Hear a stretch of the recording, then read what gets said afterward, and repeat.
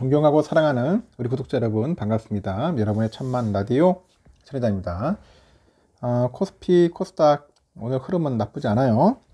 코스피는 2493.73 2493.73 가리키고 있고 0.54% 정도 현재 오르고 있어요. 개인들이 2165억 정도 매도하고 있고 외국인하고 기관들은 현재 사고 있습니다. 떨어지는 종목 보니까 삼성이 좀 빠지네요. 한 200원 정도 빠지고 있고 삼바가 0.2%, 오선주는 보합으로 현재 가고 있습니다. 포스코홀딩스 보합이고 포스코 퓨첸 보합, KB금융도 보합이네요. 삼성물산은 0.4% 빠지고 있고요. LG 엔솔은 한 2.7% 오릅니다. 하이닉스 1.3, LG화학 1.8, SDI 1.7, 현대차 0.7, 기아 0.8, 네이버 2.6, 카카오 3.2, 셀트리온 1.3% 현재 오르고 있어요. 코스닥은 829.15, 오늘 좋네요. 흐름이 1.5% 오르고 있습니다. 에코프로 BM은 한 0.4% 정도 빠지고 있고요. 에코프로 한 1.09% 정도 오르고 있고, 셀트리온 헬스케어 1.2, LNF 1.3, HLB 4.6, JYP 3.7, 3.4, 셀트리온 제약이 한 1.7%, 카카오게임즈 1.8, 폴라비스 1.3% 정도 오르고 있네요. SM이 4.2, 알테오젠 3.6% 오르고 있고, 오늘은 이제 리노공업 좀 오르고 있네요. 포스코 DX도 좀 오르는 것 같고, 이제 빠질 만큼 빠진 것 같습니다. 참고하시면 될 것 같고요. 그리고 한번 또 미국 소식도 잠시 한번 살펴보도록 하겠습니다. 뭐 그렇게 썩 좋지는 않았는데 오늘 보니까 지금 뉴욕 증시가 4월 소매 판매 증가세에도 불구하고 주택의 그 건축 자재 소매업체죠. 소매체 참 홈디포의 실적 조조가 불경기를 예고한다고 해석되면서 1% 안팎의 지수 하락세를 보였는데 미국의 국가 부채 한도 협상은 두 번째 만남에서도 합의에 실패를 합니다. 증시는 그동안 협상을 낙관하면서 지수의 그 위기감을 반영하지 않았지만은 이달 말까지 타결이 지지부진할 경우에는 지수를 억누르는 악재가 될 것으로 여겨집니다. 다우지수는 전일보다 336.46포인트 하락해서 33,012.14를 기록했고요. S&P 500도 26.38포인트 빠져서 4,109.9에 마감을 했습니다. 나스닥도 22.16포인트 내려서 12,343.05에 거래를 마쳤고요. 미국 상무부가 밝힌 4월 소매 판매 증가율은 전월비 0.4% 상승을 나타냈는데 소매 판매 증가율은 직전까지 5개월간 4차례에 걸쳐서 감소로 이어졌지만은 4월에는 소비가 늘어난 것으로 봅니다. 게다가 휘발유하고 자동차를 제외한 근원 소매 판매 증가율이 전월비 0.6% 증가세를 기록해서 아직까지는 소비 지출의 급격한 위축은 일어나지 않는 것으로 해석이 돼요. 하지만 그 홈디포의 저조한 실적은 한 소매체인의 부진만을 의미하지는 않고 실물 경기를 반영하는 지표로 읽혔습니다. 신규 주택 건설 경기가 꺾인 상황에서 소비자들이 자신들의 집수리마저 주저하면서 수리를 줄이고 있다는 해석을 낳기 때문인데 미국 대부분의 주택이 단독 목조 주택으로 이루어진 특성 때문에 홈디포는 미국인들이 느끼는 주거의 문제와 아주 밀접히 맞닿아 있어요. 그 홈디포의 지난 1분기 주당 이익이 3.82달러 수준인데 예상치인 3.8달러보다 높았지만은 매출은 372억 6천만 달러로 예상치를 밑돌았고 회사 측의 분석한 바에 따르면 소비자들은 고가 품목 소비를 줄였고 집수리에 관한 대형 프로젝트를 뒤로 미루고 있는 것으로 나타났습니다. 소비 심리 자체가 위축되고 있는 거죠.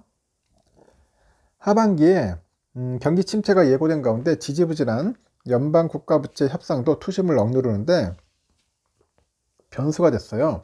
이날 바이든이 케빈 메카시 하원의장 회동을 마쳤는데 양측은 평행선을 재확인합니다. 바이든은 협상이 낙관적이라고 언급을 했는데 메카시 의장은 중요한 고비가 남아있다 부정을 합니다. 공화당 소속인 메카시는 바이든과 그 행정부가 국가 채무 불이행 책임을 떠넘기고 있다고 지적을 하죠. 루프 캐피탈이 주식이 부채 한도 협상 실패의 위험을 적절하게 가격에 측정하지 않고 있다고 지적을 하는데 이날 민주당하고 공화당이 부채 한도 인상에 그 대한 합의에 도달하지 못할 위험을 시장이 적절하게 반영해서 가격에 반영하지 못하고 있다고 합니다. 증시의 팽배한 지나친 낙관론을 경계했고요. 정치권이 강대강 대결을 하는 사이에 어딘가에선 약한 고리가 끊어질 위기에 놓여 있고 그거는 절단이 현실화될 때까지 위험한 결과를 아무도 알 수 없다는 의미입니다. 이날 그 뱅크 오브 아메리카는 5월 글로벌 펀드 매니저 서베이 결과에 따르니까 올해 투자자들이 경제 성장 전망에 실망하면서 주식시장에서 자금을 빼내가지고 점점 더 현금으로 눈을 돌리는 흐름을 보입니다. 시장 전문가 설문조사에 따르니까 전문 투자자의 경우 현금 잔고가 포트폴리오의 5.6% 증가했고요.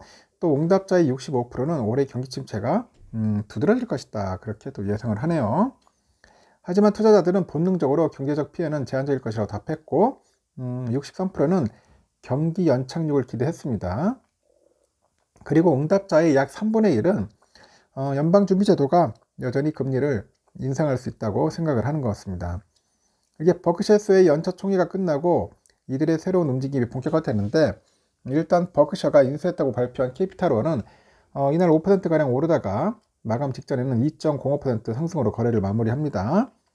버크셔는 기존에 보유했던 포트폴리오인 옥시덴탈이죠. 옥시덴탈 그 페트롤리엄 지분을 1억 2,600만 달러어치 추가 매수했습니다. 주가가 약세를 보였던 지난주 목요일부터 월요일까지 1억 2,600만 달러 들여서 주당 58.06달러의 지분을 늘린 것인데, 하지만 버핏은 옥시덴탈 지분을 확대하더라도 경영권을 노릴 생각은 없다고 하네요. 지난해 8월 버크셔는 옥시덴탈 지분을 최대 50%까지 매입해가지고 규제 승인을 받았지만은 경영은 전문가들에게 맡기는 게 낫다, 이렇게 판단한 것 같습니다.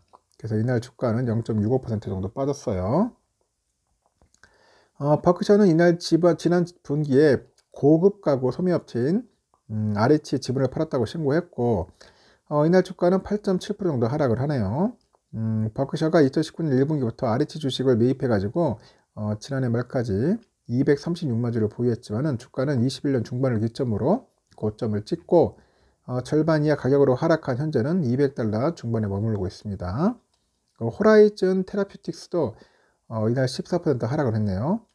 미국 연방거래위원회가 생명공학대 기업 암젠의 테라퓨틱스 인수를 막으려 소송을 제기했다는 소식이 알려진 것 같습니다. 통신사 보다폰은 약 11,000명 정도를 감원하기도 발표했고, 이 영국계 회사의 미국 상장 주식은 7.4% 하락을 합니다. 보니까 일단은 변화해야 한다, 뭐 그렇게 강조를 하는 것 같아요, CEO가. 모건 스탠리가 이날 애쉬의 성장 둔화를 예상하고 주당 목표 주가를 79달러에서 74달러 낮췄습니다. 그래서 애쉬 주가는 이 덕분에 5.3%나 하락을 했다, 그렇게 보시면 될 것 같고, 일단 우리 삼성전자는 오늘 배당금 나왔죠, 여러분. 나왔기 때문에 좀 사고 있는 것 같아요, 개미들. 현재 삼성전자 65,200원 정도 가리키고 있어요. 현재 외국인들하고 기관들은 팔고 있고요. 지금 개미들은 사고 있습니다. 오늘은 열심히 사는 것 같습니다. 우선주는 그래도 조금 오르는 것 같아요. 한 1,200원 왔다 갔다 하고 있는데 제가 볼 때는 한 100원 전자로 끝날 것 같습니다. 55,000원 유지할 것 같고요. 일단은 외인들은 좀 사고 있습니다. 일단 배당금 가지고 재투자해서 수량 많이 늘리기 바랍니다. 여기까지 하겠습니다.